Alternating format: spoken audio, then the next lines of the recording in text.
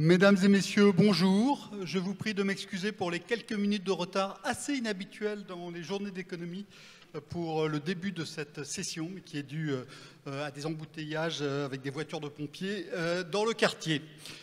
Nous avons donc une session qui est consacrée au thème « Gérer la dette publique post-Covid ». C'est une question brûlante, comme les aiment les journalistes, la dette publique. Dans nos journaux, on en parle souvent, et en plus, le paysage change à une grande vitesse, qui est même très, très agréable à raconter. Ça tombe bien, car je suis donc éditorialiste au quotidien Les Échos. Mon nom est Jean-Marc Vittori. C'est aussi une question brûlante parce que la dette publique, elle a bondi au cours de ces 2 années d'épidémie. Entre la fin 2019 et le début 2021, sur 5 ou 6 trimestres, elle a augmenté en France de 360 milliards d'euros. C'est le résultat du quoi qu'il en coûte, la politique de soutien massif aux revenus des salariés des entreprises qui a été mise en place par le gouvernement pour éviter un appauvrissement massif de la population et des faillites en cascade. Le ratio dette publique sur PIB, qui est le plus souvent utilisé, même s'il est contestable, est passé, lui, de 98% du PIB sur l'année 2019 à 116% cette année. Il devrait à peine diminuer l'an prochain, à en croire les déclarations du ministre des Comptes publics dans mon journal hier. Le record de saut en hauteur de 2009 a donc été battu. La question qui se pose dès lors, c'est comment le record de progression, pas le record de niveau, puisqu'on est bien au-delà du niveau de 2009. Alors la question, c'est comment assumer une dette aussi forte. La première réponse, c'est que ça ne pose pas de problème. Après tout, les États-Unis sont à 133% du PIB, l'Italie à 155%, la Grèce à 207% et le Japon, si sage, à 257%.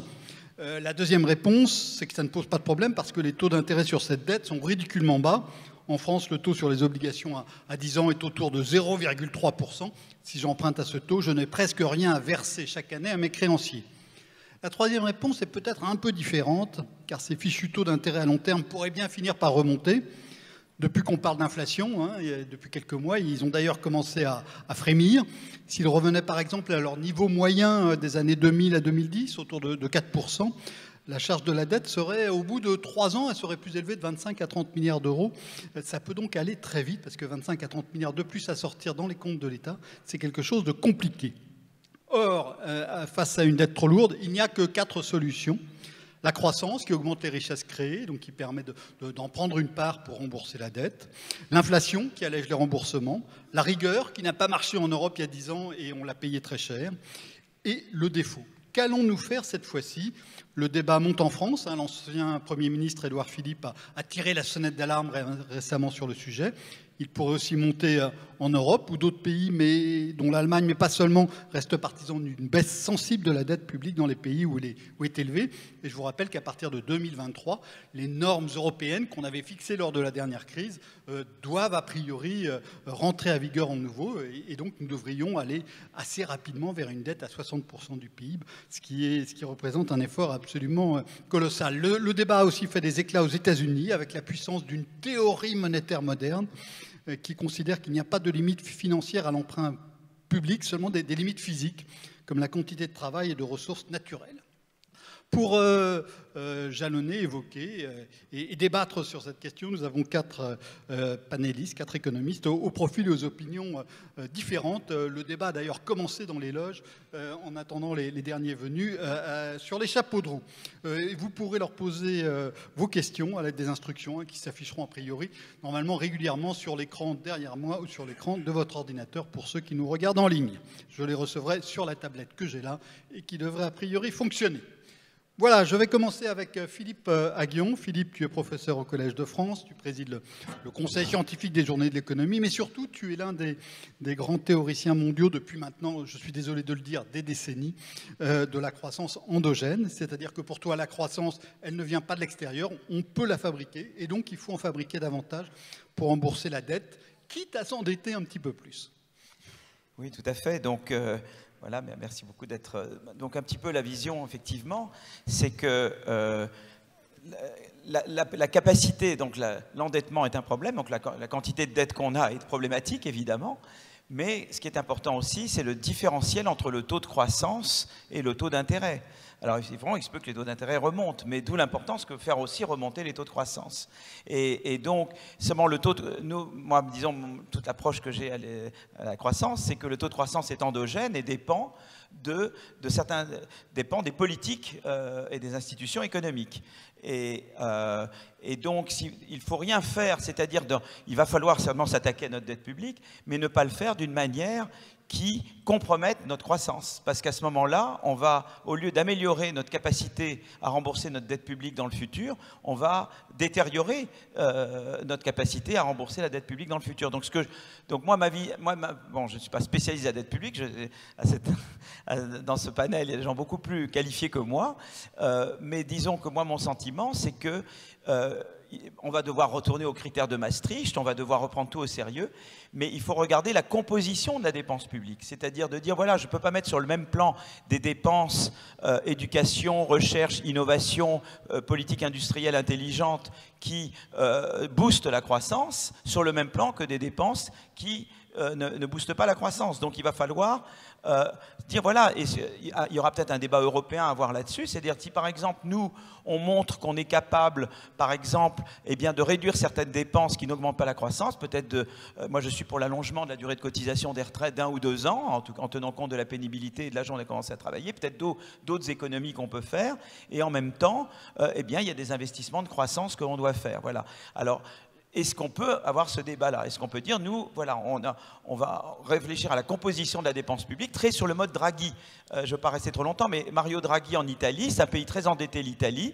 Qu'est-ce qu'a fait Mario Draghi? Il a utilisé l'argent européen pour emprunter davantage, pour investir dans l'éducation, la recherche, le digital, etc. Et donc, est-ce qu'il n'a pas la bonne vision des choses? Est-ce qu'on ne devrait pas, nous, faire pareil? Mais alors, à ce moment-là, et après, je ne veux pas être trop long, se pose la question de la gouvernance, c'est-à-dire que n'importe qui peut prétendre, alors ça, et ça, on en parlera tout à l'heure. Voilà. Donc, tout ça ne peut marcher que si, évidemment, on donne des garanties de bonne gouvernance de la dépense publique. Et donc, on viendra tout à l'heure à la question de la gouvernance et la performance de la dépense publique. Voilà, je voulais pas être trop long. On peut faire de la croissance et il ne faut pas prendre le risque de la casser. De la tuer en voulant le... Deuxième point de vue maintenant avec Xavier Timbaud. Xavier, tu es directeur principal de l'OFCE, l'Observatoire français des conjonctures économiques. Mais avant de te lancer sur le vif du sujet, je voudrais que tu nous présentes une innovation qui concerne directement notre sujet, qu'a mis en place l'OFCE, toi et tes équipes, que vous avez lancé il y a quelques semaines, qui s'appelle DebtWatch. C'est une application qui permet à chacun d'entre vous, si vous avez un ordinateur, je pense que vous êtes quelques-uns dans la salle à en avoir un, ça vous permet de faire des simulations de dette publique et de soutenabilité de cette dette, puisque c'est de ça dont nous allons beaucoup parler, dans différents pays, en fonction de vos hypothèses de croissance et de politique économique. Et ça fixe évidemment un cadre utile à la discussion. Donc d'abord un petit mot sur ce dispositif. Oui, tout à fait, Jean-Marc. Effectivement, c'est une application accessible sur le web, c'est entièrement gratuit. Alors c'est même plus que gratuit, en fait, c'est le code source de cette application est ouvert. Et donc, c'est aussi extrêmement transparent. Vous pouvez le modifier, vous pouvez le réutiliser. Alors, ça ne rapporte pas d'argent aux gens qui s'en servent, il faut te mettre clair. Ah, ça ne rapporte pas non plus d'argent aux gens qui s'en servent. Ça, c'est exact. Mais voilà. Et donc, ce qui a présidé à cette question, c'est pour avoir travaillé très longtemps sur la question de la dette publique, en fait, on se rend compte que c'est une question qui est très compliquée parce qu'elle est très multidimensionnelle. Ça dépend de beaucoup de paramètres. Et donc de beaucoup de scénarios qu'on peut construire. Est-ce qu'on va faire des dépenses publiques qui vont augmenter la croissance, ou est-ce que le changement climatique va réduire la croissance et donc va au contraire accroître le poids de cette dette publique? Est-ce que l'écart entre le taux d'intérêt et le taux de croissance, qui est un paramètre fondamental, va rester bas, voire négatif comme il est aujourd'hui? Il est aujourd'hui extrêmement négatif, il est à moins 2% par an. Donc est-ce qu'il va rester aussi bas ou est-ce qu'il va remonter? Est-ce qu'on va peut-être même dans le futur payer une prime sur la dette publique parce qu'il y aurait une défiance des marchés financiers? En tout cas, c'est un scénario qu'on est obligé de prendre en compte. Donc voilà, il y a une multitude de paramètres et cette multitude de paramètres vient jouer sur ce qui se passe en termes de dette publique. Et donc du coup, cette application, elle a pour vocation à permettre à peu près n'importe qui à essayer de diagnostiquer, d'élaborer ces scénarios et de voir ce qui se passe. Donc voilà, ça fonctionne de façon assez simple. On fixe une cible de dette Et alors, c'est une approche qui n'est pas tout à fait celle habituelle. On fixe une cible de dette et ensuite l'application vous dit quelle est l'augmentation des impôts ou la baisse des dépenses qui est nécessaire pour arriver à cette cible de dette.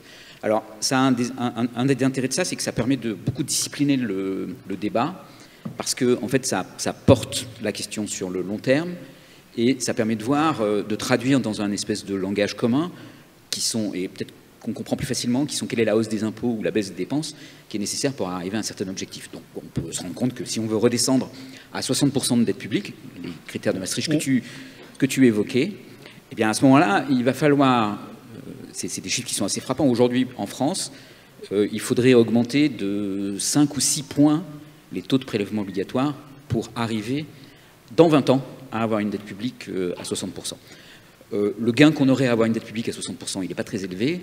Le coût, il est considérable. Donc, ça amène à quand même réfléchir sur la pertinence de cette cible. Alors c'est très important d'avoir un outil de ce genre-là, et c'est vrai que sur les questions de dette, c'est compliqué parce qu'on est dans ce que les économistes appellent des équilibres multiples, hein, c'est-à-dire qu'on peut avoir à un moment une dette qui paraît parfaitement soutenable, et puis 15 jours plus tard, elle ne l'est plus. C'est ce qui s'est passé clairement en Grèce à partir de la fin 2009. En quelques semaines, une dette qui paraissait tout à fait finançable est devenue un obstacle majeur. Et donc c'est bien d'avoir ces outils. Au-delà du fait que pour revenir à 60%, c'est très très compliqué, les 2-3 principales leçons que vous, au sein de l'OFCE, vous avez tirées de ce travail et des simulations que vous avez faites vous-même. Alors, d'abord, le premier point, c'est la croissance joue un rôle important dans la trajectoire de la dette. Donc, si on peut augmenter la croissance, ça facilite la question de la dette. Maintenant, si on craint que le changement climatique va réduire la croissance par des pertes de productivité ou par le fait qu'on va devoir dépenser beaucoup plus pour empêcher le changement climatique ou pour se protéger du changement climatique et que ça ne se traduit pas par de l'activité économique, à ce moment-là, la réciproque est vraie. Donc ça, c'est un point qu'il faut quand même regarder avec beaucoup d'attention. Le deuxième point, c'est qu'il y a un lien très très fort entre la politique budgétaire et la politique monétaire. Ce qui se passe sur les taux d'intérêt est extrêmement important pour les trajectoires de dette publique. Et même au-delà des trajectoires de dette publique, c'est aussi pour les objectifs de dette publique.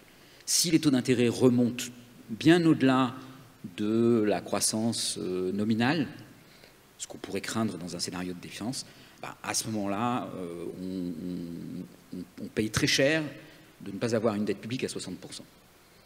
Si les taux d'intérêt remontent raisonnablement, en fait, le gain qu'il y aurait à passer de 120, qui est le niveau actuel, à 60, est relativement limité. Donc ça aussi, ça invite à réfléchir, parce que même exposé à ce risque-là, en fait, on n'est pas nécessairement en situation dangereuse de ce point de vue-là, en termes de dette publique et en changeant les cibles de dette publique. Alors, dans le débat européen, les choses avancent et progressent sur ces questions, puisque quelques orthodoxes de la dette publique ont proposé, par exemple, une réforme du traité de Maastricht, dans lequel on abandonnerait les critères de dette et on se concentrerait uniquement sur les critères de déficit, 3% de déficit, ce qui serait déjà un immense progrès, parce qu'en fait, 3% de déficit avec un taux d'intérêt souverain qui serait autour de 3%, ça nous laisse en gros une dette de 100% comme possible. Donc c'est peut-être une voie de compromis aujourd'hui qui serait possible en Europe. Mais le débat va être extrêmement important sur ces cibles de dette. Et ce qui serait intéressant dans ce débat, c'est qu'on réfléchisse bien à quel est l'intérêt d'avoir une dette à 100% ou à 60%. Est-ce que le fait d'avoir 40 points de dette de plus, est-ce que ça représente un risque très important? Est-ce que c'est embêtant? Est-ce que c'est un dommage? On pourra peut-être parler de la question du transfert intergénérationnel. Il faut faire attention. Le transfert intergénérationnel est quelque chose d'assez compliqué avec la dette publique. Donc, mais voilà, est-ce qu'on peut vivre avec 100%? Moi, ma conviction, c'est qu'on peut, et que ça change beaucoup l'équation pour le futur. Philippe nous disait donc face à cette dette, il faut de la croissance. Toi, tu nous dis, il faut surtout pas de rigueur. Alors, pardon, oui, il faut effectivement absolument pas de rigueur. Ça, c'est un autre élément extrêmement important. La situation de 2009, la crise de 2012, nous a montré que quand on est dans une situation où les multiplicateurs budgétaires sont très élevés, vouloir réduire la dette publique, ça conduit à une espèce de paradoxe qui devient infernal, qui est que l'impact sur l'activité est tel que, en fait, dans un premier temps, la dette augmente.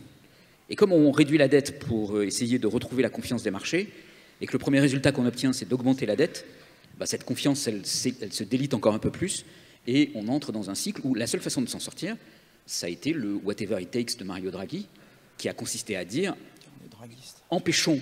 Je suis un draguiste. Moi aussi, je suis un draguiste. Voilà. On est deux draguistes. Nous avons deux draguistes sur scène. Et de ce point de vue-là, ça a permis d'éviter les évolutions des taux d'intérêt à la hausse, et ça a ramené la pression à un niveau beaucoup plus bas, ce qui a permis de reporter la stabilisation de la dette à plus tard, et elle s'est produite avec effectivement la fin de la période d'austérité et la fin de la récession, de la deuxième récession en fait connue en zone euro. Je veux dire juste un mot, parce que je veux pas. C'est que pas de rigueur, ça ne veut pas dire qu'on n'approfondit pas la réforme de l'État et qu'on ne s'attaque pas à la composition de la dépense publique. Tu vois, Draghi poursuit la réforme de l'État. Les Italiens avaient pris beaucoup d'avance sur nous, sur leur réforme de l'État. Et nous, on a une réforme d'État qu'on a essayé de commencer, qu'on doit continuer. Il y a des dépenses très utiles, il y a des dépenses moins utiles. Il faut tout mettre sur la table. Il faut regarder l'efficacité de la dépense publique, avoir vraiment une beaucoup plus grande culture de l'efficacité de la dépense publique. Et puis moi, je pense que sur les retraites, il va falloir augmenter la durée de cotisation. Je crois qu'on n'y coupera pas d'1 an ou peut-être 2 ans, mais d'une manière juste, et ça, on pourra en discuter. Mais je crois que en même temps qu'on veut préserver, peut-être augmenter certains investissements industriels ou de recherche ou de développement, etc., il va falloir également, ou pour les jeunes, ou pour l'éducation, s'attaquer à ces choses-là. On ne pourra pas dire je ne fais pas mais j'appelle pas ça de l'austérité. Moi, j'étais plutôt draguiste de la première période, celle de la Banque centrale. Oui, j'avais bien compris. On avait bien compris. Il y a les draguistes monétaires, donc de la politique monétaire qui permet de faire que la dette soit soutenable, et les draguistes budgétaires. Voilà. Une remarque, hein, je la mets juste dans le débat, mais ce n'est pas une question pour l'instant. C'est ceux qui ont moqué l'écologie et vanté le ruissellement nous proposent aujourd'hui de reporter l'âge de la retraite. Accepterons-nous ces nouvelles erreurs? Voilà. Mais bon, on reviendra sur ces sujets-là plus tard. Je vais donner ensuite la parole à Jésabel Coupé-Soubéran. Jésabel est maîtresse de conférences en sciences économiques à l'Université de Paris 1 et puis conseillère scientifique de l'Institut Veblen. Tu as également publié récemment une BD que je vous recommande qui s'appelle L'économie en BD, sans parler de ces podcasts. Alors avec toi, on va avoir une approche un peu différente parce qu'on est déjà passé pour toi dans un autre monde. Car si la dette est soutenable, ce n'est pas parce que les États font des efforts particuliers, c'est seulement parce que la Banque centrale le permet. Oui, merci. Alors, il me semble que la question, en effet, on a commencé à le faire, la question de la soutenabilité de la dette, il faut vraiment l'examiner à l'aune, en fait, de la transition écologique qu'il nous faut mener, qu'il nous faut accélérer. Ça pose la question de savoir de quelle croissance nous voulons. D'accord ? Quand on dit qu'il faut de la croissance pour assurer la soutenabilité de la dette, mais de quelle croissance s'agit-il? Est-ce qu'il s'agit du même mode de croissance que celui que nous avions avant la crise sanitaire? La réponse est bien entendu non. Et de quelles dépenses avons-nous besoin pour réaliser la transition écologique? Et de quelle masse de dépenses avons-nous besoin pour réaliser la transition écologique? Et au passage, moi, je crois de moins en moins, au fond, à ce clivage qu'on aime bien souligner entre ce qui serait la bonne dépense et la mauvaise dépense. Parce qu'on a tendance à voir la bonne dépense dans la dépense d'investissement public et puis la mauvaise dépense dans les dépenses de fonctionnement. Mais en fait, pour réaliser des dépenses d'investissement, il faut aussi des dépenses de fonctionnement. Et donc, c'est compliqué en fait de bien faire le départ entre ce qui est la bonne et la mauvaise dépense publique. Mais fermons cette parenthèse-là pour dire les choses très simplement. Moi, mon point, c'est que au fond, la soutenabilité de la dette n'est pas compatible avec l'effort d'investissement public qu'il faut réaliser pour mener cette transition écologique. La transition écologique, c'est pas simplement installer 2-3 panneaux solaires et puis planter des éoliennes à quelques endroits. C'est vraiment une transformation profonde qu'il nous faut réaliser. C'est une transformation profonde de nos modèles de développement, de nos modèles de production, de nos habitudes de consommation. Il va falloir réaliser des investissements publics absolument massifs dans des infrastructures nouvelles, dans la rénovation d'infrastructures existantes. Il faut aussi, et ça, je trouve que c'est très souvent mis de côté, mais il faut que tous ces investissements soient également accompagnés en fait de formation, d'éducation, et donc ça veut dire en fait des dépenses publiques absolument colossales. Beaucoup de ces dépenses publiques ne seront absolument pas rentables. d'un strict point de vue économique et financier. Elles seront absolument indispensables, mais elles ne seront pas rentables. Et donc ça pose vraiment la question de savoir, au fond, si c'est compatible avec les financements de marché actuels. Parce que à chaque fois qu'on parle de la dette publique, en fait, on confond dépenses publiques et dette publique. C'est-à-dire qu'on n'interroge pas du tout la façon dont les dépenses sont financées et on ne précise jamais que la dette publique aujourd'hui, de quoi s'agit-il? Il s'agit en fait d'emprunts sur les marchés. Il s'agit de financement de marché. Est-ce que ces financements de marché, est-ce que ces financements publics de marché seront compatibles avec les investissements non rentables économiquement, pour partie, que l'on aura besoin de réaliser? Moi, il me semble que non, à part si effectivement on continue de faire ce que l'on fait, à savoir, on met la Banque Centrale Européenne comme garant, comme acheteur en dernier ressort, et on fait ça ad vitam aeternam. Mais sauf que on ne peut pas le faire ad vitam aeternam, à moins d'accepter une financiarisation croissante de nos économies, parce que toujours plus de dettes, y compris toujours plus de dettes publiques, en fait, c'est une finance également toujours plus grosse. Et surtout, si en fait on assure ça en mettant la Banque centrale comme acheteur en dernier ressort, eh bien cela va accentuer les conséquences actuelles de cette politique monétaire d'achat d'actifs qu'on n'interroge pas suffisamment. Quelles sont les conséquences? Plus d'inégalités et à terme, plus d'instabilité financière. Et la transition écologique, en fait, on doit l'examiner en articulation, en cohérence avec d'autres formes de stabilité, d'autres formes de soutenabilité sur le plan social et sur le plan financier. Donc si d'un côté on arrive en fait à financer, à bricoler le financement de l'État avec une banque centrale qui est derrière pour garantir ce financement par le biais d'achats d'actifs qui apportent une assistance financière sans le dire vraiment, et que tout cela en fait accentue les inégalités et accentue l'instabilité financière, mais au final, eh bien, cette transition écologique, on ne pourra pas du tout la faire. Donc en fait, je pense qu'il faut véritablement repenser le policy mix d'ensemble, la combinaison de politiques économiques d'ensemble et le schéma de financement des États. Et c'est pour ça qu'il nous faut penser à des solutions de financement alternatives pour mieux coordonner la politique budgétaire qu'il faut effectivement desserrer. Il faut vraiment une politique budgétaire active et la coordonner avec une politique monétaire qui soit très différente de celle que nous avons aujourd'hui. Déjà une politique monétaire qui soit verdie, qui conditionne véritablement les refinancements des banques aux efforts qu'elles font pour réaliser cette transition écologique, pour financer des projets verts et pour débrunir leur bilan. Et là, il y a du boulot. Il faut également, en fait, que dans cette politique monétaire, il y ait des instruments nouveaux qui permettent vraiment de déverser la monnaie centrale directement dans l'économie réelle. Ça, eh bien, c'est de la monnaie hélicoptère pour mettre les ménages en capacité de supporter cette transition. Et puis, il faut un volet qui, aujourd'hui, n'existe pas véritablement. Il existe d'une manière, je dirais, un peu hypocrite et en pointillé avec les rachats d'actifs. Il faut un vrai cordon de financement entre banque centrale et État, précisément pour que les États aient les moyens de réaliser leur politique budgétaire, de réaliser les investissements dont on a besoin pour cette transition écologique. Et ça veut dire bien soit... Mais là, alors, après, je pense que Valérie me dira que je fais un rêve éveillé, mais ça veut dire quand même s'interroger sur le contenu actuel du traité.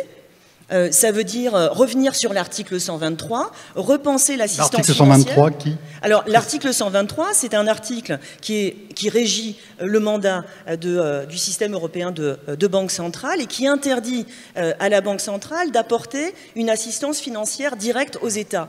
Ce truc-là est un petit peu contourné, mais tout en respectant les limites du mandat, avec les rachats d'actifs, parce qu'ils se font sur les marchés secondaires, mais avec les conséquences que j'ai énoncées, c'est-à-dire plus d'inégalités et plus d'instabilité. Eh bien, revenons en fait à une assistance financière directe, qui soit une assistance financière assumée, qui permette aux États de se financer directement auprès de la Banque centrale. La Banque centrale ferait des prêts à taux nul aux États, voire même, moi je vais encore plus loin parce que je suis une grande rêveuse, la Banque centrale pourrait même donner en fait de la monnaie centrale aux États pour réaliser des objectifs définis de manière démocratique. Voilà. Et en plus, il faudrait, dans ce policy mix, il faut également étoffer tous les dispositifs permettant justement de réguler les déséquilibres financiers. C'est tout ça. Donc, je termine là-dessus. Je termine vraiment en un mot. Juste repenser un peu à la marge les critères de finances publiques pour se dire, ben non, finalement, on ne sera plus à 60, on sera juste sur un critère de 3%. Comme ça va nous permettre de maintenir la dette à 100%. Mais c'est largement insuffisant. Il faut repenser tout ce policy mix et réfléchir à comment on augmente la dépense publique pour faire la transition écologique. Alors, deux choses. Premièrement, on a le droit de rêver ici. Hein. Le thème des échos cette année, c'est faire des utopies une opportunité. Et donc, c'est bien qu'on y soit, même sur la question de la dette publique. Et deuxièmement, je suis frappé de voir dans ces journées de l'économie à quel point, sur n'importe quel thème, on revient sur la question de la transition écologique, même si elle n'est pas au cœur du débat, mais que ce soit sur la dette publique, sur le marché du travail, sur le prix dans les villes. À chaque fois, cette dimension-là monte. Et je trouve que c'est tout à fait intéressant. Alors, il y avait une question sur comment s'appelle exactement l'application. Donc, c'est DebtWatch, D-E-B-T-W-A-T-C-H. Exactement, voilà. C'est DebtWatch. Vous trouverez la référence sur le site de l'OFCE, www.ofce.fr. Vous pouvez aussi regarder deux tribunes, une dans Le Monde qui a été faite à l'occasion des GECO dans Le Monde, donc vous pouvez y accéder sur le site du Monde, une autre sur le site The Conversation, dans lequel non seulement il y a le lien sur l'application, mais aussi un exemple d'application. Et on a le droit de poser une question sur... Oui, oui. C'était le point suivant. Donc, tu as regardé cette application et tu voulais poser justement une question. Oui, alors déjà, je trouve que c'est un très bon outil. Et je trouve que c'est très bien d'avoir développé cet outil. Mais en l'utilisant, alors pas suffisamment sans doute, je me suis posé la question de savoir à quoi servait la Banque centrale dans le modèle sous-jacent, dans le modèle de base de DebtWatch. Et en particulier, j'ai l'impression qu'en fait, bien qu'il existe une variable part des dettes au bilan de la Banque centrale, les achats d'actifs de la Banque centrale ne servent à rien, en fait, dans le modèle. Parce que je me suis amusée à faire bouger la variable part des dettes au bilan de la Banque centrale, et je me suis rendu compte qu'en fait, eh bien, que je la mette à 0, à 30, à 50, à 100, il ne se passe rien du tout au niveau de la charge d'intérêt, il ne se passe rien du tout au niveau du ratio dette sur PIB. Donc, je me dis à quoi ça sert. Alors, c'est une réponse brève. Très brève. Alors, bon, d'abord, toute modélisation, c'est une simplification. Et il y a un certain nombre de principes dans la simplification qui sont que tout est fait du côté du point de vue de la dette, d'une certaine façon. Alors, le premier élément, le premier rôle de la Banque centrale, c'est en partie dans l'évolution de l'écart entre le taux d'intérêt et le taux de croissance. Ça, c'est un premier élément et qui joue énormément sur la trajectoire de la dette. Alors, ensuite, dans l'application, on peut aussi déterminer quelle est la part de la dette publique qui est détenue par la Banque centrale. Mais il y a un autre paramètre très important qui va avec, qui est le taux d'intérêt auquel cette dette détenue par la Banque centrale est rémunérée. Aujourd'hui, la dette publique qui est dans le compte de la Banque centrale, des banques centrales européennes, est une dette à taux zéro. Et donc, ce que reversent les banques centrales aux États, et qui change la charge d'intérêt nette, est en fait égal à zéro, puisque ce taux d'intérêt est égal à zéro. Alors, on peut changer ce paramètre dans l'application, et à ce moment-là, il y a un effet de la... Là, c'est paramètre à zéro, donc ça ne se voit pas. Mais par contre, on peut changer ce paramètre pour augmenter le taux auquel la Banque centrale détient de la dette publique. Ce qui pourrait être le cas dans le futur si la Banque centrale, par exemple, renouvelait ses titres de dette en achetant de la dette de marché au moment où les taux remontent. Aujourd'hui, comme l'a dit Jean-Marc, ils sont à zéro. Mais dans le futur, ils pourraient remonter. Et si la Banque centrale renouvelait ses achats ou augmentait ses achats de titres publics avec des taux qui sont non nuls, à ce moment-là, elle reverserait des intérêts aux États et il y aurait une diminution de la charge nette, et ça joue un rôle à ce moment-là extrêmement important. Alors, il n'y a pas de représentation de la politique monétaire directement, mais c'est fait indirectement à travers ces effets-là, et en particulier dans l'évolution du taux d'intérêt. Excusez-moi, mais le journaliste aime les idées simples. On peut en retenir une de ce petit échange, c'est que pour prévoir les trajectoires de dette publique, il y a beaucoup de facteurs qui comptent et que chacun d'entre eux compte et qu'il faut bien avoir ça en tête. Il n'y a pas un truc simple qui permet de régler la question. On va entendre maintenant Valérie Rabault. Valérie, c'est la seule non-économiste au sens strict. Elle n'a pas fait d'études d'économie, elle est ingénieure de formation, mais ingénieure de formation au départ. Mais ensuite, elle s'est beaucoup intéressée à l'économie. Elle a passé par la banque. Elle a écrit un livre il y a 10 ans qui est Les 30 Glorieuses sont devant nous. On les attend encore un peu, mais ça va venir. Un livre écrit avec Karine Berger. Et puis, elle s'intéresse aussi à la politique, puisqu'elle est députée PS depuis maintenant presque une décennie, secrétaire de la Commission des finances. Et puis maintenant, depuis 2 ans, 3 ans, présidente du groupe socialiste à l'Assemblée nationale. Donc, et tu es très en contact avec les Allemands en permanence. Et donc, après ces 3 exposés qui sont pas théoriques, mais qui sont un peu plus éloignés de la pratique du pouvoir, comment toi tu les ressens et face à cette question de la soutenabilité de la dette publique, quel est le levier pour toi le plus important à actionner? Alors bonjour à vous toutes et à vous tous, et ravi de retrouver les GECO. Effectivement, c'est comme tout le monde l'a dit, la dette, c'est un système où il y a plein de paramètres. Donc, à un moment donné, il faut choisir quelques vecteurs propres pour ceux qui aiment les maths, c'est-à-dire se positionner sur ce qu'on pense qu'il va avoir le plus d'effet.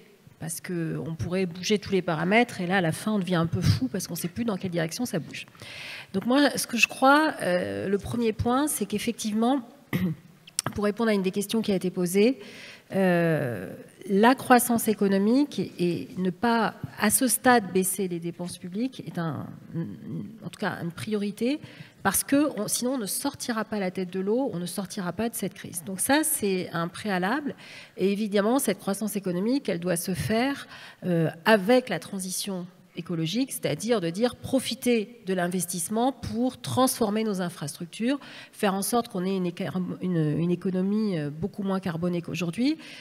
Vous faisiez référence à l'Allemagne tout à l'heure. Effectivement, je suis allée au dernier meeting d'Olaf Scholz à Cologne, où l'Allemagne est un pays pour lequel sa richesse repose à 25% sur son industrie, ce qui pour nous est beaucoup plus, parce que nous on est à 12% ou 13%.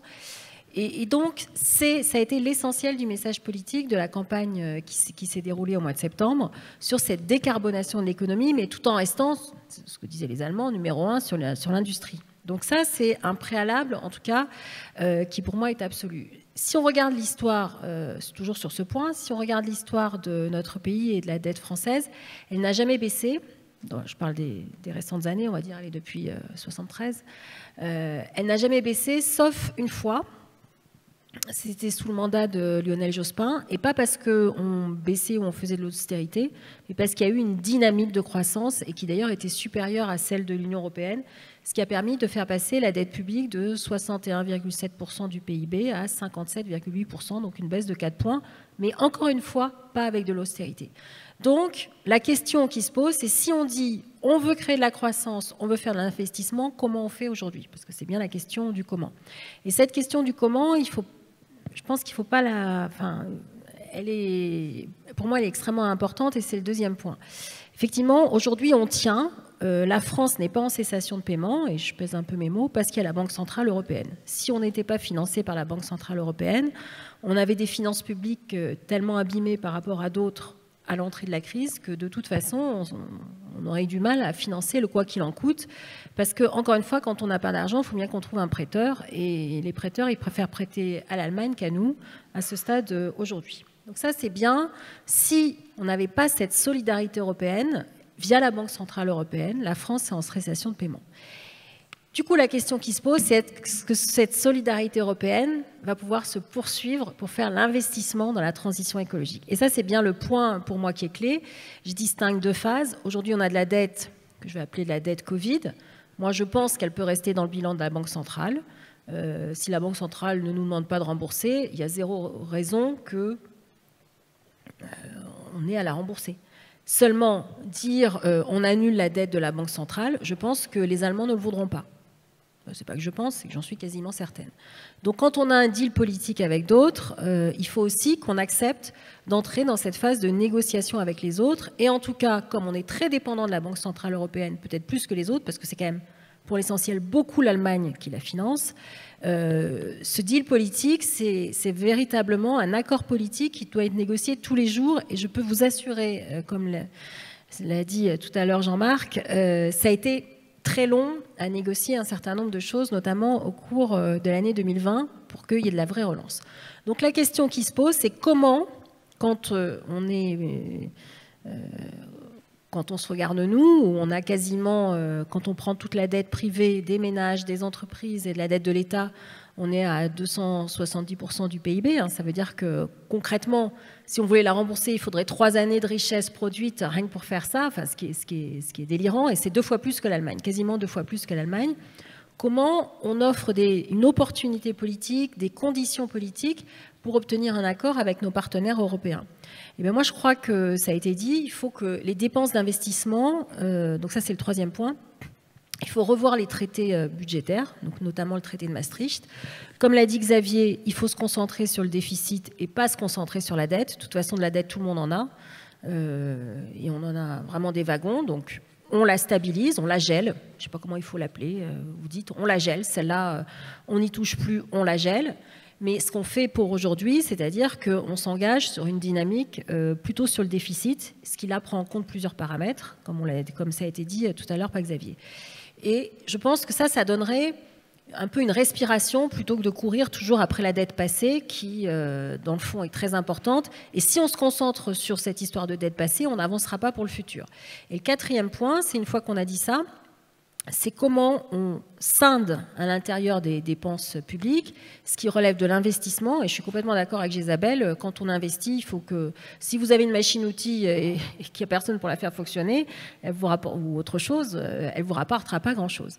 Alors sur ce point-là, sous le précédent quinquennat, effectivement, j'avais été rapporteur du budget, et plutôt que de regarder les dépenses pour savoir si c'est l'État qui dépense, les collectivités, la Sécu, etc., on les avait agrégés et on les avait mis, on avait essayé de regarder les dépenses par nature et leur évolution. C'est-à-dire la nature, c'est le fonctionnement, l'investissement, les dépenses de guichet, donc tout ce qui peut être les retraites, les dépenses de sécurité sociale quand on se fait rembourser chez le médecin, les aides, etc. Et les intérêts, parce que la charge des intérêts, évidemment, ça compte. Eh bien, les dépenses de fonctionnement au sein de la sphère publique, elles ont été stables depuis 15 ans, autour de 17-18% du PIB. Donc moi, je suis toujours fascinée quand on dit qu'il faut couper des fonctionnaires, décider ça, parce que non, en termes de fonctionnement, ça n'a pas bougé. Ça n'a pas bougé, on est autour de 17-18% du PIB. Les dépenses d'investissement, elles ont chuté depuis 15 ans. Alors on est déjà pas très élevé, mais elles sont entre, 2, 2,2 et puis 1,8% du PIB. Ce qui quand même devrait nous poser des questions, de se dire que on est sur un montant aussi faible de dépenses quand on met toutes les dépenses d'investissement. La dette, un peu plus quand on prend les collectivités locales, un peu plus. La dette, on a baissé, et ce qui effectivement a augmenté, parce que notre pays vieillit aussi, c'est que toutes les autres dépenses sont passées de 28 à 33% du PIB. Et donc c'est cette dynamique-là que dans notre modèle social, on veut préserver, mais pour le préserver, il faut qu'on ait cette capacité à investir et dans le fond, à véritablement créer de la valeur ajoutée pour notre économie. Moi, je n'appelle pas ça de la richesse, j'appelle ça de la valeur ajoutée. Quand on est capable d'inventer un vaccin, ce qu'on n'a pas été capable de faire, on crée de la valeur ajoutée pour une économie. Quand on est capable de revoir, de décarboner une économie, quand effectivement on verra que la tonne de carbone sera vraiment facturée à un vrai prix, et ça va arriver, on sera en capacité de fabriquer de la valeur ajoutée.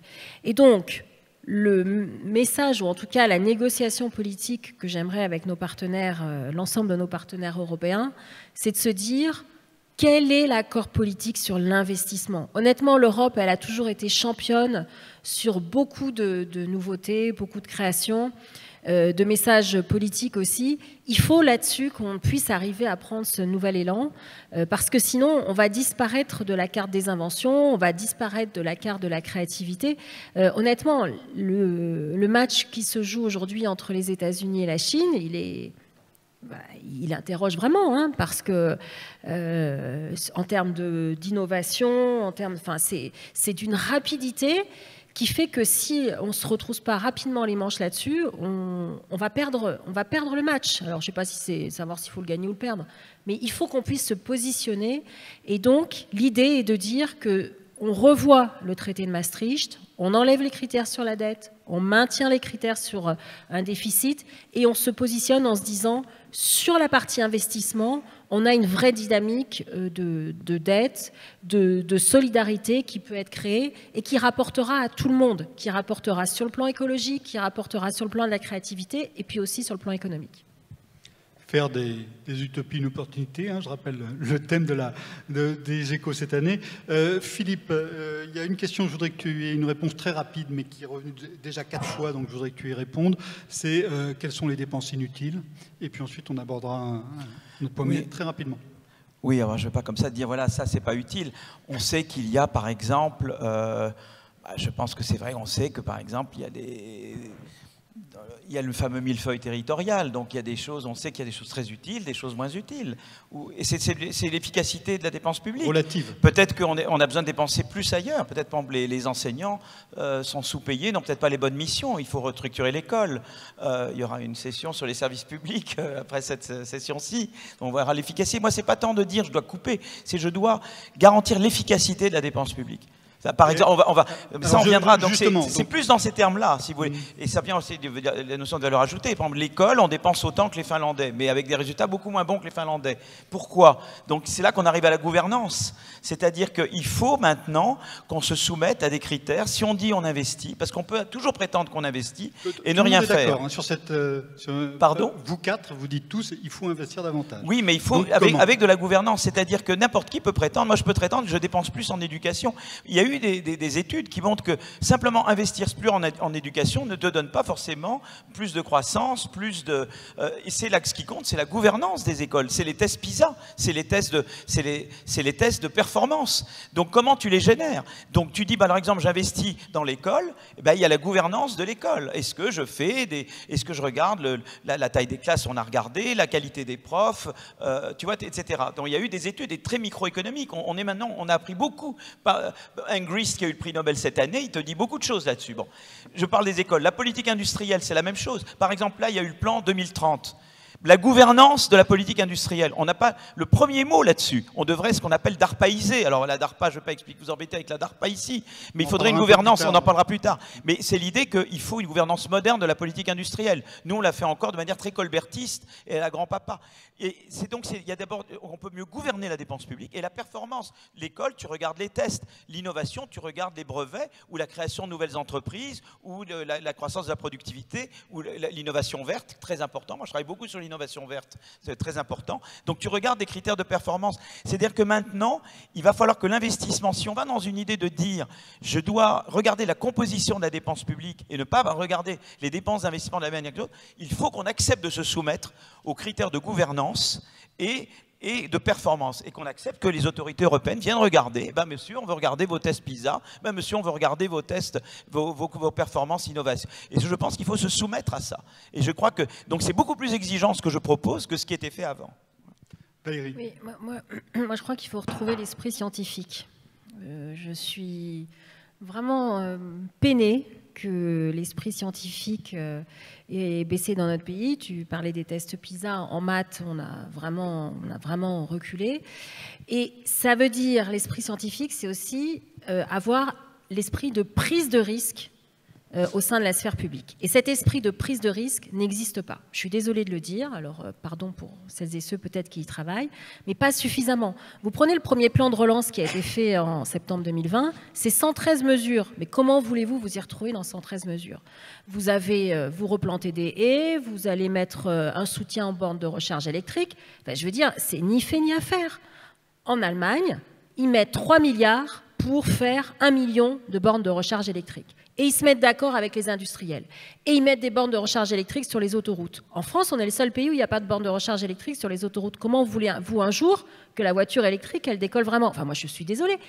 Donc l'Allemagne met 3 milliards, nous, on met 250 millions. Mais on n'est pas 15 fois moins riche que l'Allemagne. Et on met 250 millions pour accompagner l'installation de bornes de recharge électrique. Les choses, il faut les faire de A à Z, sinon elles ne sont pas faites. Donc c'est ça qui ne va pas, c'est de faire du saupoudrage pour faire plaisir à tout le monde. Résultat des courses, ça ne marche pas, ça ne crée pas d'effet d'entraînement dans l'économie. Et faire les choses de A à Z. Porter les projets véritablement. Je prends un autre exemple. Je ne vais pas reparler de la vaccination, mais c'est vrai que ça m'a chagriné qu'on soit le seul pays membre permanent du Conseil de sécurité où on n'a pas été en mesure d'inventer un vaccin. Madame Merkel, en septembre dernier, elle ne demande rien à personne, pas aux règles européennes, etc. Voilà. Elle met 750 millions d'euros dans 3 entreprises, dont 375 dans BioNTech, qui avec Pfizer fait le vaccin que vous connaissez aujourd'hui. Bon. Résultat des courses, aujourd'hui, elle récupère combien ? 20 à 25 milliards d'euros. Ah ben c'est la meilleure gestionnaire qui soit. Enfin, je veux dire, en termes d'utilisation de l'argent public et de la prise de risque. Alors, c'est peut-être parce que si c'est une ancienne physicienne et qu'elle a cet esprit de prise de risque. Mais franchement, construire le futur, c'est prendre des risques. Et aujourd'hui, moi, je trouve que cet esprit scientifique on doit le retrouver. Il était déjà là au moment de la Révolution française. Il fait partie de notre ADN, mais il ne faut pas le lâcher. Et ce que je ne vais pas vous mentir pour vous dire que voilà, c'est la première fois qu'il y a un médaille Fields à l'Assemblée nationale et c'est la première fois qu'il n'y a plus de maths obligatoire en première et terminale. Ben moi, ça me chagrine. Ceux d'entre vous qui sont intéressés par cette thématique pourront regarder le replay de la session de ce matin sur la productivité, où il y avait toute une série d'éléments très marquants qui montraient la position de la France, qui pose même quelques questions. Xavier, sur cette question du contrôle de la maîtrise des finances publiques, comment est-ce qu'on fait pour avancer ? Comment est-ce qu'on fait pour avancer ? Il faut arriver à faire rentrer plusieurs éléments dans la boîte. Le premier, c'est il est clair qu'il y a un certain nombre... Enfin, on doit pouvoir jouer sur l'efficacité de la dépense, en tout cas se poser la question. Je ne sais pas s'il faut tout mettre sous le contrôle de la Commission européenne, mais normalement, dans une démocratie moderne, un Parlement doit être capable de traiter cette question de l'efficacité de la dépense, et on doit pouvoir poser cette question. Alors, il y a une chose qui serait intéressante à faire si on pose la question de l'efficacité de la dépense, c'est qu'on arrête de faire mentalement une distinction entre investissement et dépense. Aujourd'hui, investissement, par exemple, ça n'est pas que ça, mais c'est construire des ronds-points. En comptabilité publique, ça s'appelle un investissement. Dépenser de l'argent pour éduquer quelqu'un, c'est appelé une dépense courante. Alors, ça pose un problème logique, et donc il faut faire très attention quand on parle de dépenses publiques. Ça n'est pas la dépense d'un ménage. Il n'y a pas des loisirs d'un côté, des dépenses de l'argent qu'on met de côté pour les vacances, ou de l'investissement qu'on fait pour réparer le toit de la maison. Dans la dépense publique, en fait, normalement, tout est investissement, d'une certaine façon. Voilà. Donc, il faut faire attention. Et quand on parle de l'efficacité, en fait, on doit bien poser la question de quelles sont les missions de cette dépense publique. Et évidemment, une démocratie moderne doit contrôler l'efficacité de la dépense. C'est un dû aux citoyens, ils payent des impôts. Il est en droit d'exiger que, effectivement, l'argent soit correctement utilisé. Mais il faut arriver à faire ça sans faire un procès non plus d'intention en disant aujourd'hui il est mal utilisé. Donc, parce qu'il y a derrière aussi toute la production. Un tiers de l'économie est une économie qui est socialisée et il y a un tiers des gens qui travaillent d'arrache-pied pour essayer de faire le mieux qu'ils peuvent avec les moyens qu'ils ont. Et donc quand on leur dit vous êtes inefficace, on risque de les démobiliser. Quand on dit aujourd'hui on va faire une revue d'efficacité de la dépense publique dans l'hôpital, les gens qui travaillent dans l'hôpital ils disent ouais mais voilà nous on est surchargé de travail, on n'a pas de moyens et on vient nous expliquer qu'on n'est pas efficace. Mais en fait il y a un déni de la situation dans laquelle on se trouve. Donc, déjà, il faut poser cette question. Ensuite, il y a la question de la transition environnementale. Oui, ça va coûter cher, et oui, le rôle de la puissance publique est extrêmement important de ce côté-là. Donc, il faut mettre ça dans notre radar, parce que c'est extrêmement important. C'est colossal, comme l'a dit Jézabel.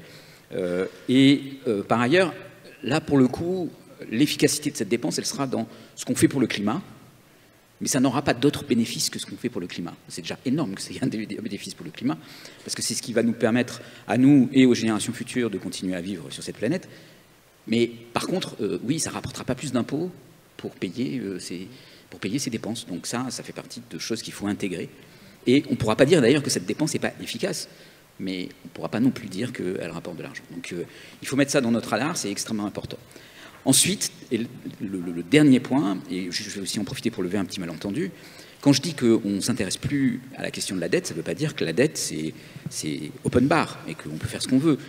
Quand on fixe un critère de déficit, implicitement, puisque dans le déficit, il y a les dépenses, la charge d'intérêt de la dette, et puisqu'il y a un autre terme qui n'est pas employé, qui est de dire, en fait, on ne regarde pas la dette, mais on demande à ce que la dette soit stable, ça, en fait, ça conduit à une condition particulière sur le déficit public.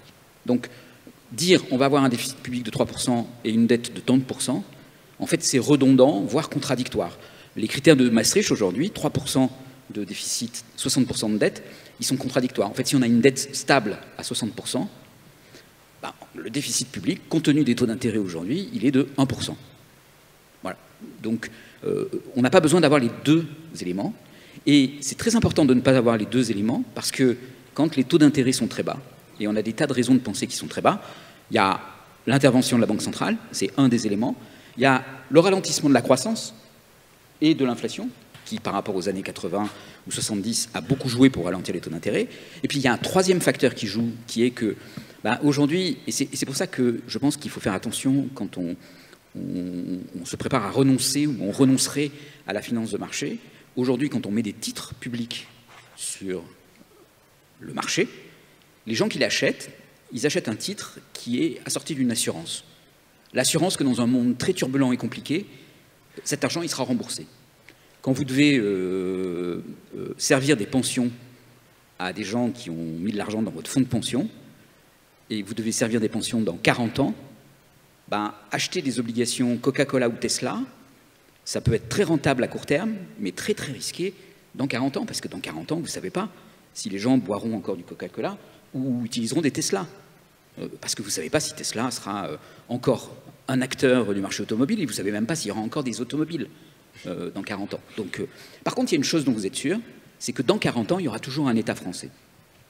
Et ça, cette sécurité-là, en fait, elle est une assurance que vous donnez aux épargnants. Vous êtes tous épargnants d'une certaine façon, et donc vous êtes sensible à cet argument. Vous donnez une assurance aux épargnants, et cette assurance, elle a un prix. Et c'est ça le prix aujourd'hui qui est payé sur les taux d'intérêt bas.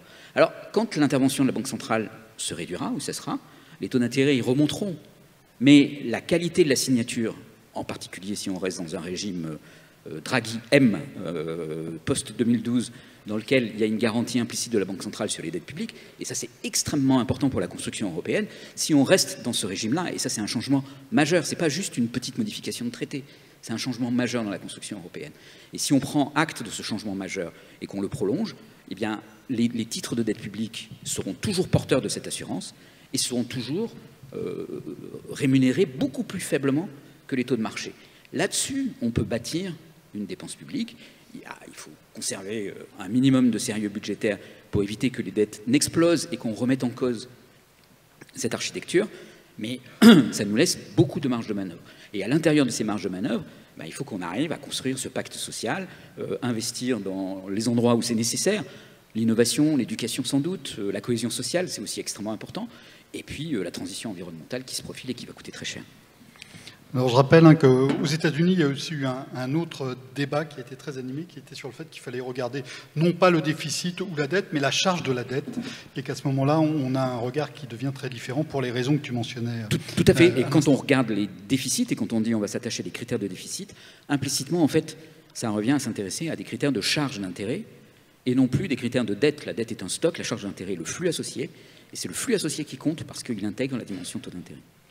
Alors, Isabelle, tu disais tout à l'heure qu'il était possible de rétablir la possibilité pour la Banque centrale d'apporter une aide financière directe aux États. Ça n'est pas une utopie, hein, ça existait dans tous les pays avancés dans les années 1950, 1960 et au début des années 70, donc c'est pas quelque chose qui tomberait du ciel.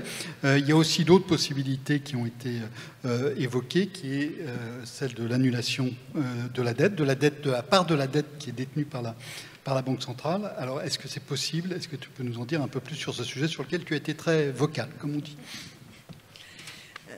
Je pense qu'il faut en effet s'interroger sur les modalités du financement des États. l'État ne s'est pas toujours financé de la façon dont il se finance aujourd'hui. Il y a quelques décennies, il y avait la possibilité pour les États de se financer directement auprès de la Banque centrale. Et il me semble que pour financer la transition, on va avoir besoin de ça parce que, en fait, vouloir stabiliser le déficit ou la dette, ça implique nécessairement, d'une manière ou d'une autre, de stabiliser la dépense.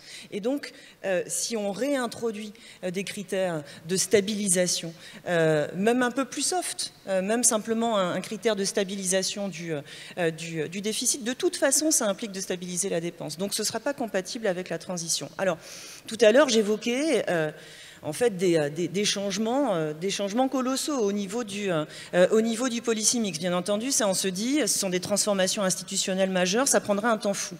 Bien. Je suis désolé, ouais. Mais les pays nordiques, ouais. ils sont pas mauvais en transition énergétique. C'est pas les plus mauvais, d'accord. On peut pas dire qu'ils n'ont pas réussi à stabiliser leurs dépenses publiques. Je ne suis pas du tout forcément partisan de faire comme les Suédois ou les... Mais ça me paraît pas évident du tout. On peut... Enfin, je m'excuse. Hein, je ne sais pas s'ils ont vraiment parce qu'ils n'ont pas fait de transition énergétique dans les pays scandinaves. S'ils ont une avance si terrible que ça, enfin, il me semble que l'enjeu est à peu près le même là aujourd'hui pour tous les pays occidentaux et pour les pays émergents aussi, pour qui ça va être encore plus difficile. Ce que je voulais dire juste après ça, c'est que si on veut gagner du temps, on a cette possibilité qui a été très très mal accueillie, en effet, de procéder à une annulation conditionnelle de la dette au bilan de la Banque centrale. Valérie disait tout à l'heure, en fait, la Banque centrale au bilan la dette publique au bilan de la Banque centrale, bah, c'est bien pratique, on la laisse là, et puis la Banque centrale, de toute façon, ne la demandera pas. Mais non, la Banque... Il suffit qu'elle... Alors, à ce moment-là, on est d'accord toutes les deux. Si vous dites il suffit qu'elle ne la demande pas, oui. Ça revient à dire ok, la Banque centrale l'efface d'un trait, annule sa créance. Non, parce que ça revient à l'annuler. Non, parce que c'est pas du tout. Si. Non. Enfin, moi j'ai discuté avec mes homologues allemands toutes les semaines l'année dernière pendant le confinement. Ce que je veux dire, c'est que la dette, d'abord, c'est der Schuld. En allemand, ce qui signifie à la fois la dette et la faute. Enfin, c'est la langue allemande. Elle porte dans l'imaginaire allemand autre chose que pour les Français. Et donc ça, c'est inimaginable. On peut se faire plaisir en avançant des solutions comme l'annulation de la dette. Ce que je veux dire, c'est qu'aujourd'hui, la Banque centrale, elle est financée par l'Allemagne et que vraiment, je vous assure, dans l'ADN allemand, c'est très compliqué. La Banque centrale est financée, je comprends pas. Avec le système Target 2, c'est quand même bien l'Allemagne qui soutient beaucoup la Banque centrale européenne. On peut se le raconter comme on veut, mais c'est quand même vraiment elle qui est derrière. Donc moi, je veux bien qu'on se dise on annule la dette, mais j'ai quand même l'intuition que les Allemands ne seront pas d'accord. Et on peut vraiment faire des schémas. Donc moi, je pense que le mieux qu'on ait à faire, c'est de dire la dette Covid qui est dans la Banque centrale, on fait en sorte qu'elle soit gelée. Mais je sais que prononcer le mot d'annulation sera... Enfin, en tout cas, ne passera pas outre. Hein. Mais c'est pas on joue sur les mots, c'est quand même un système juridique. On la gèle, c'est-à-dire qu'elle n'est pas... celle-ci, elle reste dans le bilan de la Banque centrale. Aujourd'hui, le bilan de la Banque centrale européenne, c'est 80% du PIB de la zone euro. Aux États-Unis, le bilan de la Banque centrale de la Fed, c'est 37% du PIB des Américains. On est déjà à 2 fois plus quand même, quand on regarde en termes de richesse. Donc, on gèle ce qu'on a et on se met d'accord sur une dynamique d'investissement via de l'endettement commun aussi qui peut être porté par les Européens. Mais ce que je veux dire par là, c'est qu'à partir du moment où on est soutenu par la Banque centrale européenne, on est obligé, on a l'obligation d'obtenir un accord avec nos partenaires. On peut ne pas être d'accord avec ça, mais moi, je ne sais pas comment on fait. Enfin, je vous le dis tout à fait, très modestement. J'ai conscience que je suis dans une position beaucoup plus confortable que la vôtre. J'en ai pleinement conscience. Mais je pense que c'est bien, finalement, que nous n'ayons pas les mêmes contraintes, parce que ça permet justement ensuite de poser d'autres questions. Je crois on joue un petit peu sur les mots quand on dit il faut geler la dette à l'actif de la Banque centrale ou il faut l'annuler. c'est un pas en avant si on arrive à transformer cette dette en dette perpétuelle jamais remboursée. Ça permettrait déjà, je pense, d'aller un petit peu plus loin. Cela étant, l'annulation, ça permet d'aller encore plus loin que cela si on fait de l'annulation une annulation conditionnelle. Autrement dit, si on conditionne l'annulation des dettes à l'actif de la Banque centrale à l'investissement des sommes annulées. Parce que c'est là le problème. Comment est-ce qu'on engage les États aujourd'hui dans les investissements qu'ils doivent réaliser dans la transition écologique? Rien ne vient les y engager véritablement. Là, on aurait un mécanisme d'engagement des États, les forçant à investir, puisque ce serait la condition de l'annulation. Et en fait, c'était à ça qu'elle servait, la proposition. Nos amis, et notamment nos amis de l'OFCE, nous ont dit « c'est pas bien ce que vous faites, vous êtes en train d'agiter le chiffon rouge sur la dette publique en disant la dette publique c'est mal ». Mais la proposition d'annulation, elle visait pas du tout à dire que la dette publique c'était mal. Elle visait à dire comment est-ce qu'on fait pour investir en s'émancipant de la dette. Comment est-ce qu'on fait pour investir justement sans buter sur ce problème de soutenabilité de la dette? Comment on fait pour investir massivement à dette constante? C'est à ça que sert la proposition d'annulation. Moi, il y a un truc que je ne comprends pas avec l'annulation, c'est technique. C'est-à-dire qu'il y a une créance sur l'État français. Tu dis je l'annule, donc ça c'est transféré à la Banque de France, non, non. Et donc la banque, et alors quoi à ce moment-là? C'est pas un pur transfert? Alors, moi je ne comprends pas ce que ça veut dire le mot annulation. Alors revenons sur... je ne comprends pas. Revenons en 2 mots sur le schéma. Du fait des rachats d'actifs, d'accord? Du fait des rachats d'actifs par les banques centrales, par le système européen de banques centrales, il y a à l'actif des banques centrales des dettes publiques. Alors si on regarde le bilan consolidé de l'eurosystème, il y a 3500 milliards de dettes publiques à l'actif de la Banque centrale. Ce que nous disons, c'est à l'aide d'un accord politique de haut niveau, on annule ces 3500 milliards conditionnellement au réinvestissement de ces 3500 milliards. Et il n'y a pas de compte consolidé entre Banque centrale et État. Cette vision-là, qui nous est souvent opposée, elle est fausse. C'est-à-dire que ce que l'État doit à la Banque centrale, quand la Banque centrale est créancière de l'État, l'État ne se le doit pas à lui-même. Ce n'est pas parce que l'État est actionnaire de la Banque centrale que la créance de la Banque centrale, c'est la créance de l'État. Il n'y a pas de compte consolidé. Donc, le fait d'annuler une créance à l'actif de la Banque centrale, ça permet de diminuer la dette de l'État. L'État réinvestit la somme, ça fait remonter sa dette, mais au final, l'investissement a augmenté et la dette reste constante. C'est une façon d'engager les États dans des investissements massifs, sans buter sur la contrainte de soutenabilité de la dette. On a effectivement beaucoup critiqué à l'OFCE cette proposition, mais je voudrais insister sur... Pas toujours gentiment, hein, d'ailleurs. Oh, toujours très gentiment et très cordialement. Enfin, bon. Allons. Xavier, articule pour qu'on t'entende bien. Oui, non, mais... mais il y a quand même un mot très important qu'elle a employé et qui, moi, me fait un peu hérisser le poil, qui est la notion de conditionnel. Alors, pour que ce soit bien clair et pour que vous compreniez bien de quoi il s'agit, vous avez d'un côté la Banque centrale, qui est une agence indépendante, dans laquelle il y a des technocrates, il faut les appeler comme ils sont, qui sont en charge et qui ont un mandat très particulier, qui est la stabilité monétaire et financière de la zone euro, la préservation du traité. On passerait un deal entre les États, qui sont censés être souverains, et ces technocrates, qui diraient « Bon, ben ok, on vous annule une partie de votre dette, mais vous vous engagez à faire ceci et cela. » Mais ceci et cela, c'est quoi exactement? Et quelle est la légitimité de ces gens-là pour dire à des États, vous allez faire ceci et cela? Les États, ils sont souverains, c'est-à-dire, souverain, ça veut dire, ils ont un Parlement qui est là pour décider, lui seul, de quelles sont les contraintes qu'on s'applique. Est-ce qu'on a envie de construire un monde dans lequel c'est l'actuelle présidente de la Banque centrale, Christine Lagarde, qui va dire aux États, pour la transition environnementale, il faut faire ceci et cela, installer des bornes électriques ou mettre des éoliennes, parce que j'ai décidé que c'était comme ça. C'est pas du tout conditionnellement ce que ça veut dire. Non. Alors que si on n'annule pas la dette, on n'a pas besoin de faire de version conditionnelle.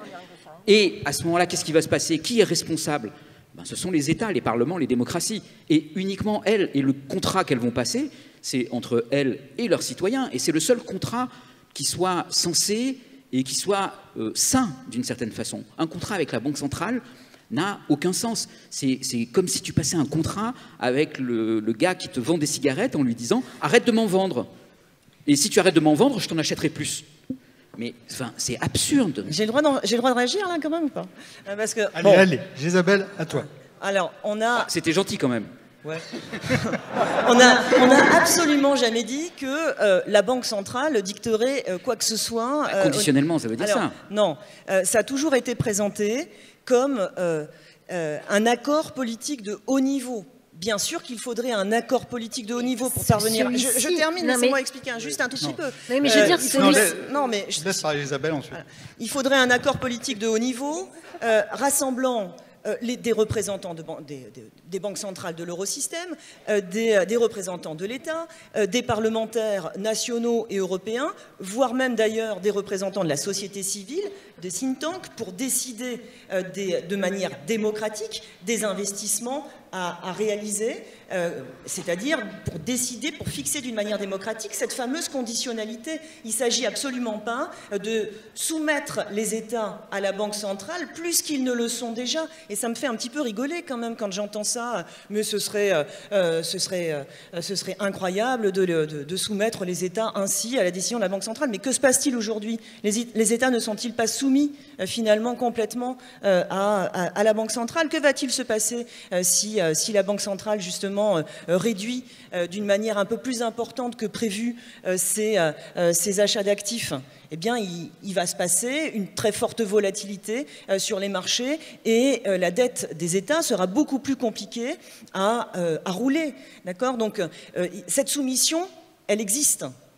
Alors, nous opposer que... En fait, donc, tu veux la renforcer? Mais non, pas du tout, justement. Il y a un mécanisme de gouvernance qui est nécessaire pour définir cette conditionnalité et qui consiste, en effet, dans le cadre de cet accord politique de haut niveau, à mettre autour d'une même table les États, les banques centrales de l'eurosystème, des représentants de la société civile. Alors, je préférerais que tu me dises, oui, mais alors dans ce cas, on est en train de remettre en question l'indépendance de la Banque centrale. Ben oui, c'est de ça qu'il s'agit. Effectivement, il faut remettre en question l'indépendance de la Banque centrale.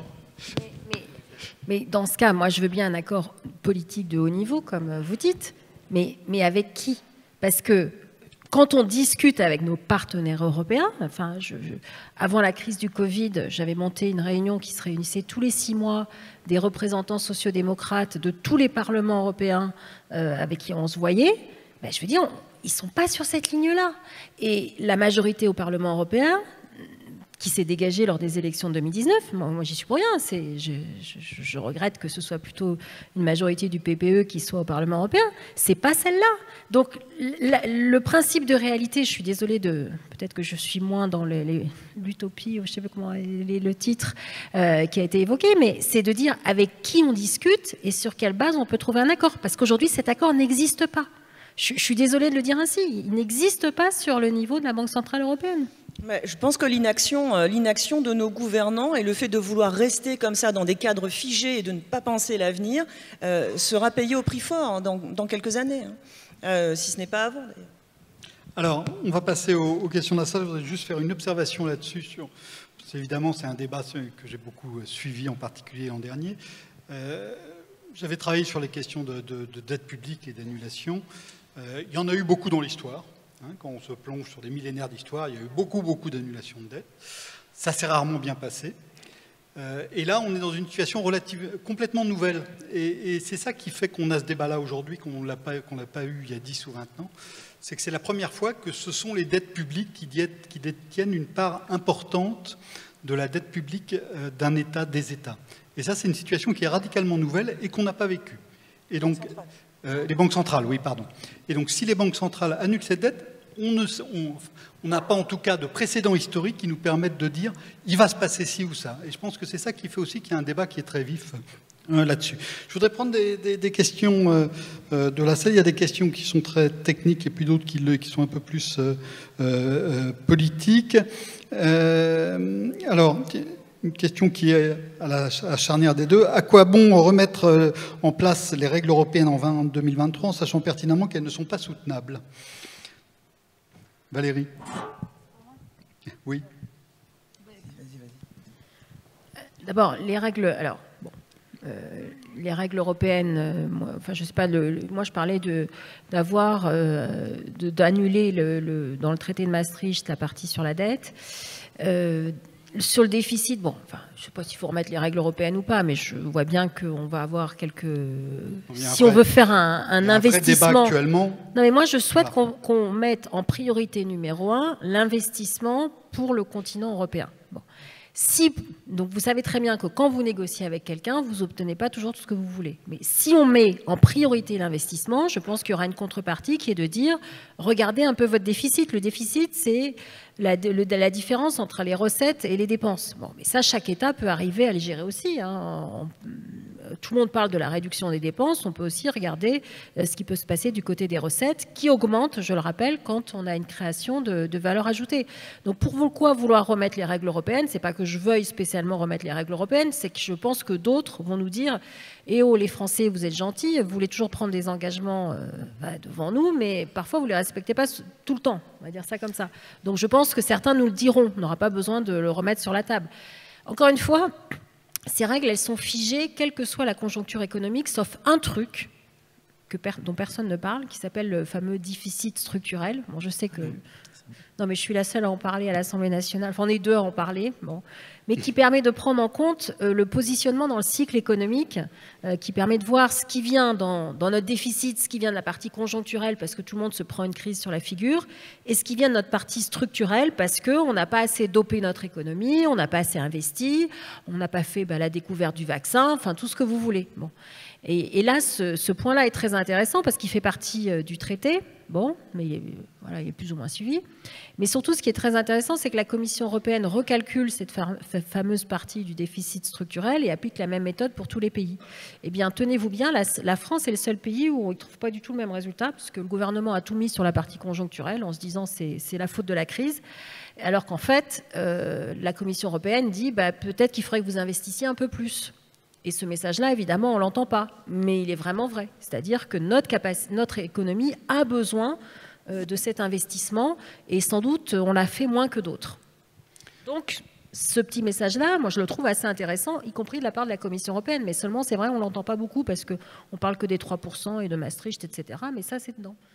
Philippe. Je voulais compléter, notamment dans le sens de Valérie, mais effectivement, je pense qu'on ne va pas pouvoir dire maintenant plus de critères, plus de...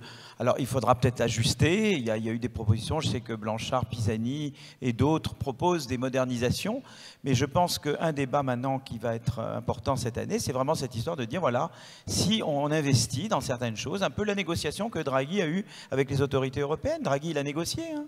Il a dû présenter un plan acceptable pour pouvoir emprunter davantage, alors qu'ils sont déjà endettés en Italie, pour pouvoir faire ces investissements. Mais on a été regardé de près.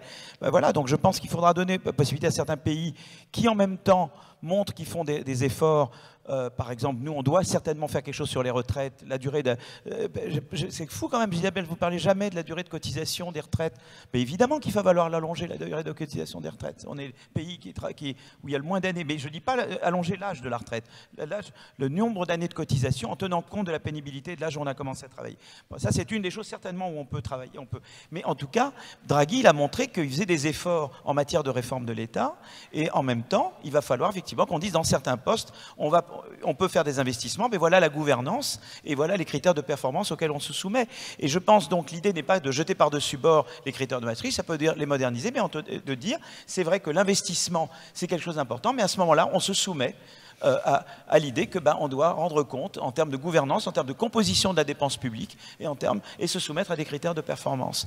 Je pense que ça va être la nouvelle culture. C'est comme ça qu'à mon avis on va pouvoir faire évoluer. Et tout à l'heure, très juste titre, Valérie disait on doit s'entendre avec les autres. Tu dois pouvoir rendre ça acceptable. Tu dois négocier avec ECFIN, tu dois négocier avec ces gens-là. Si tu arrives en disant simplement moi Maastricht je le jette à la poubelle et je vous dis zut, tu ne vas pas très loin. Si tu dis je prends une approche un peu comme Draghi a fait, là tu as des chances de pouvoir avancer.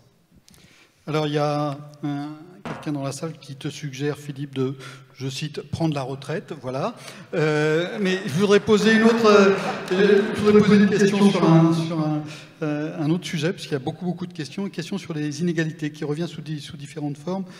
Isabelle, d'abord, expliquer vraiment un peu concrètement pourquoi la politique actuelle de la BCE accroît les inégalités. Puis il y a une autre question sur les inégalités que je poserai peut-être à Xavier. Les rachats d'actifs des banques centrales, donc, qui sont massifs depuis la gestion de la crise financière de 2007-2008, c'est venu un peu après pour la Banque Centrale Européenne, puisqu'elle a commencé en 2015, et ça s'est largement intensifié avec la gestion de crise sanitaire, ça s'est intensifié partout. Ces achats d'actifs, ils ont pour principal effet de faire monter le prix des titres sur les marchés financiers. Alors, en particulier, évidemment, le prix des titres que la Banque centrale achète. D'accord ? Cette augmentation du prix des titres va de pair avec une diminution des taux d'intérêt de long terme auxquels ces titres correspondent. Donc, c'est ça aussi qui permet justement aux États de se financer plus facilement. Ils bénéficient de cette baisse de taux d'intérêt, mais il faut bien comprendre qu'en fait, la baisse de taux d'intérêt dont les États bénéficient pour se financer par les achats d'actifs va de pair avec l'augmentation du prix des titres. Et c'est vraiment le principal effet de ces achats d'actifs. Et donc, l'augmentation du prix des titres, qu'est-ce que ça fait? Eh bien, ça augmente la valeur des patrimoines financiers. C'est très bien pour ceux qui détiennent un patrimoine financier, ça ne fait pas grand-chose à ceux qui n'en détiennent pas. Et donc, ce faisant, eh bien, ça accroît les inégalités. Oui, parce il y a que débat. Les plus gros patrimoines financiers sont détenus par les ménages les plus aisés. Exactement. Donc, voilà. Non, c'est la réponse. Un effet très important, et me semble-t-il l'effet le plus important de ces achats d'actifs, c'est cet effet distributif. Ça accroît les inégalités et ça va... si vous voulez, ça creuse la fracture sociale. Alors que, là encore, si on veut réaliser la transition écologique, eh bien, il faut faire en sorte que la politique économique n'accentue pas ces difficultés sociales. Et puis, il y a un autre grand problème lié à ces achats d'actifs, c'est que, en faisant monter ainsi les prix des titres, eh bien, si cette hausse est durable et s'auto-alimente, ce qui semble se produire, se forment des bulles, et à partir du moment où les taux vont commencer à remonter, ce qui semble se produire également, eh bien ces bulles peuvent exploser. Et donc c'est bien là tout le problème en fait de ces politiques monétaires de gestion de crise. Elles nous soignent de la crise passée en préparant toujours la crise d'après. C'est pour ça qu'il faut vraiment changer les instruments de la politique monétaire. Et l'éclatement des bulles financières fait souvent plus de dégâts chez les moins aisés. Alors je voulais rassurer Philippe qui s'est un peu tassé sur sa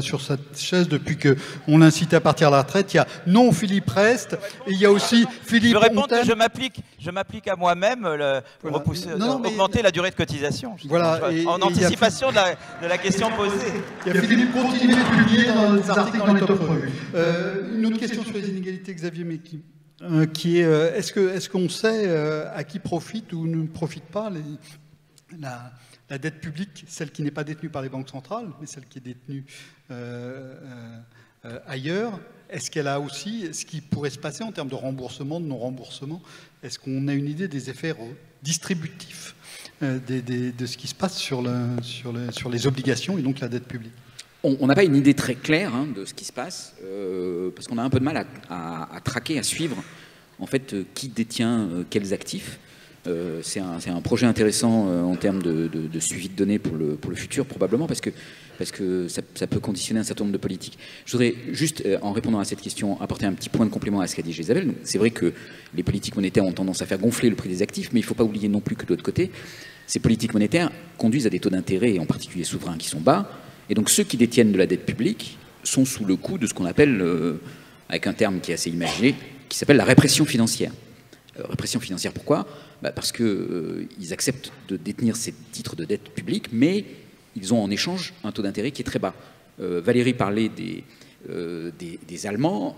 Il y a un débat qui est très très fort en Allemagne, qui est celui des épargnants allemands, et qui demande une remontée des taux d'intérêt, non pas pour empêcher les bulles ou pour limiter la montée du prix des actifs, parce que ça viendrait favoriser les inégalités et les montées de patrimoine, mais parce que en fait leur épargne leur rapporte moins. Et qui dit leur épargne dit que ce sont des gens qui en ont, et donc ce sont plutôt ceux qui ont... On sait que l'épargne est très inégalement répartie, et donc ce sont plutôt ceux qui sont à la fois plus âgés, à la retraite par exemple, donc c'est pas encore le cas de Philippe, qui dans sa vie de sacrifice n'a pas eu de quoi accumuler un patrimoine qui lui permet de vivre de ses rentes, donc il est contraint de continuer à travailler.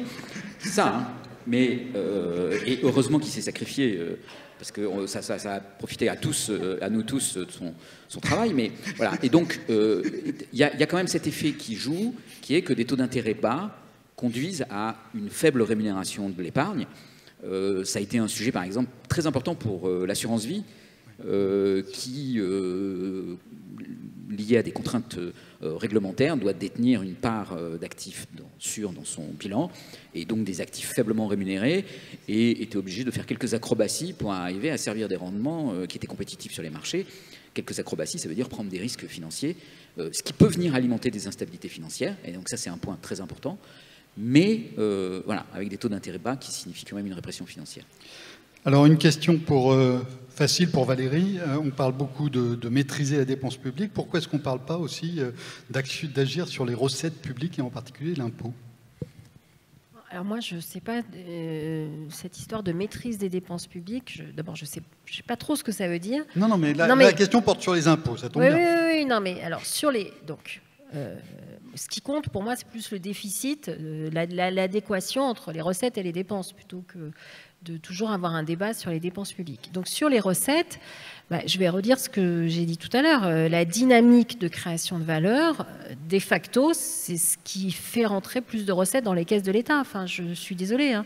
Quand cette année, quand vous avez une croissance économique, vous n'avez pas besoin d'augmenter les taux des impôts, vous avez une base qui augmente et ça permet d'engranger des recettes publiques. Donc franchement, d'abord se mobiliser pour créer de la valeur, c'est intéressant, ça fixe un projet, ce qui peut-être manque un peu, en tout cas ça fixe une boussole. Vous savez, quand le président des États-Unis dit « je vais refaire le tiers des ponts américains », ça c'est clair, on comprend ce qu'on fait, on va refaire le tiers des ponts américains. Donc savoir exactement si on fait une filière hydrogène, si vraiment on met le paquet sur la voiture électrique, ce qui suppose d'avoir un accord avec les constructeurs et puis de mettre des bornes de recharge électrique. Enfin, tout ça, c'est un ensemble qui doit être cohérent, qui doit être coordonné. On écrit ce qu'on veut faire et c'est assez motivant à la fois sur le plan aussi de la recherche, intellectuellement, et puis ça crée de la valeur. Encore une fois, moi, j'ai pas envie qu'on transforme la France en pays d'une économie low cost. Je préfère qu'il y ait une économie qui crée de la valeur. Que ce soit, j'aimerais qu'on soit le premier pays qui soit décarboné. Donc ça, c'est, je veux dire, c'est pas une incantation. C'est qu'est-ce qu'on fait comme plan pour le faire. Donc, je me positionne plus sur cette question de l'investissement qui crée une base fiscale plus large et qui fait qu'avec les taux actuels, sans les bouger, eh bien, on a plus de rentrées dans les caisses de l'État. Enfin, alors vous allez me dire, c'est simple, pourquoi on ne le fait pas? Oui, alors, ce qui est sûr, c'est que le positionnement d'investissement d'un plan, le plan Monet de 46, je considère que c'est toujours un petit bijou, la France a été détruite et il s'est concentré sur combien? Sur 5 secteurs. En disant, ça va créer un effet d'entraînement pour le reste, l'agriculture, l'acier, la production de l'acier. Et aujourd'hui, on est incapable de se positionner sur les 5 secteurs aujourd'hui qui pourraient être vraiment lancés comme effet de levier. C'est la santé, avec véritablement, il faut que l'État soit copartenaire dans des entreprises de médicaments, enfin qu'on puisse vraiment reprendre la main là-dessus. L'agriculture, parce qu'il y a la moitié des agriculteurs qui vont partir à la retraite d'ici 15 ans. Donc si on ne veut pas que les Chinois rachètent toutes nos terres, il faut se positionner maintenant. Les transports, l'énergie et la sécurité numérique. Et si on met le paquet là-dessus, on aura un effet d'entraînement pour tout le reste de l'économie. Question pour Xavier. Est-ce qu'il y a des leçons intéressantes à tirer de ce qui se passe en matière de dette publique au Japon?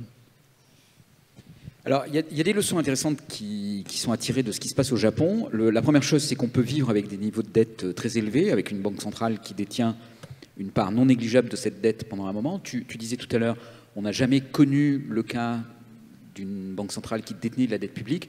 Alors, il y a une petite exception, c'est le Japon. Ça s'est fait très progressivement, très lentement. Ça s'est fait un peu avec la zombification de son système financier. Donc, ça nous donne quand même aussi un peu l'idée d'un poison lent qui pourrait naître de ce genre de situation, et avec une question intergénérationnelle au Japon qui est extrêmement forte au moment où la population vieillit. Donc il y a peut-être des coïncidences entre ces éléments-là. Voilà, le Japon peut nous rassurer un tout petit peu en nous disant, en fait, il n'y a pas à vraiment craindre une explosion, un éclatement, une crise brutale. Mais par contre, il nous dit, il faut peut-être quand même un peu savoir où on va.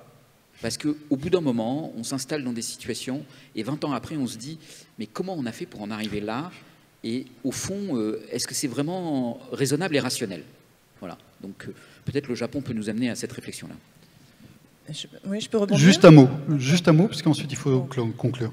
Mais je pense que Xavier a raison de relativiser l'expérience japonaise. Et puis, ce qu'il faut aussi souligner, c'est quand même la différence sur le plan de la souveraineté monétaire. C'est-à-dire que l'expérience du Japon n'est pas directement transposable à celle de la zone euro. Les pays de la zone euro ne sont pas souverains, en fait, sur le plan monétaire. Ils partagent une même monnaie, ils n'ont pas d'union budgétaire. Donc, ça pose vraiment une difficulté supplémentaire, et c'est pour cela aussi qu'il faut réfléchir à des schémas de financement alternatifs. Ou alors, il faut, dès demain, faire l'union budgétaire, mais là, on va me dire aussi que l'Allemagne ne veut pas. Merci. Je suis au regret de vous dire qu'il faut clore le débat, alors que, comme vous l'avez compris, le débat n'est pas clos. Il est important de savoir où on va, c'est ce que disait Xavier à l'instant, et il est d'autant plus important de continuer à réfléchir et à débattre de cette question qu'il va falloir investir massivement pour toute une série de raisons, dont la transition écologique n'est pas la seule. Et voilà, je voulais juste terminer par 4 messages que je n'ai pas eu le temps de délivrer. Le premier concerne Philippe, qui est Philippe, comment est-ce qu'on mesure l'efficacité d'un professeur? Une remarque pour Xavier qui dit il y en a marre de ces noms anglais, pourquoi ne pas avoir appelé ça d'être regardé? Alors ça s'appelle... Non. Ça s'appelle Observatoire aussi de la dette. Observatoire de la dette. Bon, voilà. D'accord. Et vous pouvez chercher sur Internet Observatoire de la dette. Ça passera pour cette fois-ci. Un message pour Jézabel qui est bravo, on annule tout, merci. Et un dernier message pour Valérie, pas de question, juste pour faire un big up à Madame Valérie Rabault, elle est forte. Merci à toutes et à tous pour ce débat.